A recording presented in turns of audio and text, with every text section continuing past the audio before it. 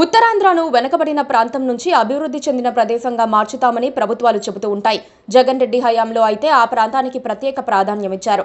విశాఖను executive capital గా ప్రకటించి ఏదేదో చేశారు. అయితే ఇప్పుడు చూస్తే విశాఖతో పాటు ఉత్తరాంధ్ర మొత్తం విపరీతంగా వెనుకబడిపోయే పరిస్థితి వచ్చింది. ఉత్తరాంధ్ర రియల్ ఎస్టేట్ ఇప్పుడు నేలచూపులు చూస్తోంది. తాజాగా IBEF అనే సంస్థ నిర్వహించిన సర్వే ప్రకారం విశాఖ రియల్ ఎస్టేట్ వ్యాపారులు బోరున ఏడుస్తున్నారు. గత ఏడాది కాలంలో వైజాగ్ రియల్ ఎస్టేట్ 21% పతనమైంది. రియల్టర్లు ఎంతో కొంత రేటుకు తెగనమ్ముకుందామనుకున్నా కొనేవాళ్లు లేరు. ఆ ట్రెండ్ ఒక్క సాగర నగరానికే కాకుండా ఉత్తరాంధ్ర మొత్తం కనిపిస్తోంది. జగన్ హయాంలో ఉత్తరాంధ్ర రియల్ ఎస్టేట్ కాస్త పుంజుకున్నట్లే కనిపించింది. చాలా మంది రియల్ ఎస్టేట్ వ్యాపారులు ప్రాజెక్టులు ప్రారంభించారు. జగన్ ఓటమి రియల్ ఎస్టేట్ వ్యాపారంపై కొంతమేర ప్రభావం చూపింది.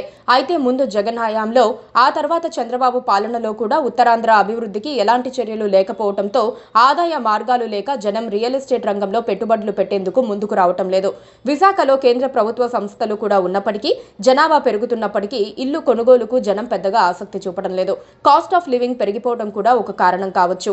అక్కడ ఉపాధి అవకాశాలు తగ్గిపోవటం మరో కారణం కావచ్చు. చంద్రబాబు అధికారానికి రాగానే మళ్లీ అమరావతి నినాదం అందుకోవడంతో విశాఖ జనంలో అనుమాన బీజాలు నాటినట్లయింది. ఇక ఉత్తరాంధ్రను వదిలేస్తారన్న భయం వారిలో పట్టుకుంది. పెట్టుబడి ఏదో వేరే చోట పెట్టుకుందామన్న ఫీలింగ్ వారిలో కలిగింది. బడా రియల్ ఎస్టేట్ వ్యాపారులు కూడా వేరు ప్రాంతాలకు తరలి వెళ్తున్నారు. ఒక మాజీ ఎంపీకి రియల్ ఎస్టేట్ కంపెనీ ఉంది. విశాఖలో ఆయన దాదాపు 400 విల్లాలు కట్టి 5 ఏళ్లయ్యింది. అందులో సగం మాత్రమే అమ్ముడుపోయాయి. ఇప్పుడు ఆయన వచ్చిన కాడికి మిగిలిన 200 విల్లాలు అమ్మేసుకుని హైదరాబాద్ కు షిఫ్ట్ అవుదామని చూస్తున్నారు. ఆయన ఒక్క విల్లా కూడా అమ్ముడుపోవటం లేదట.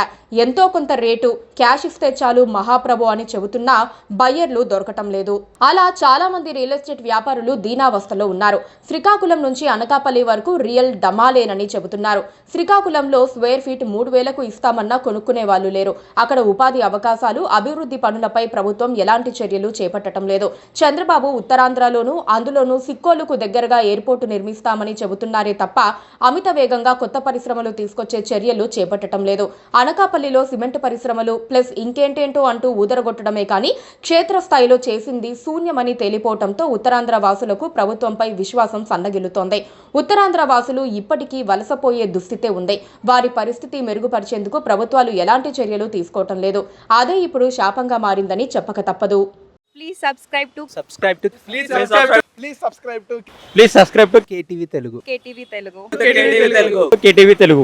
KTV Telugu channel.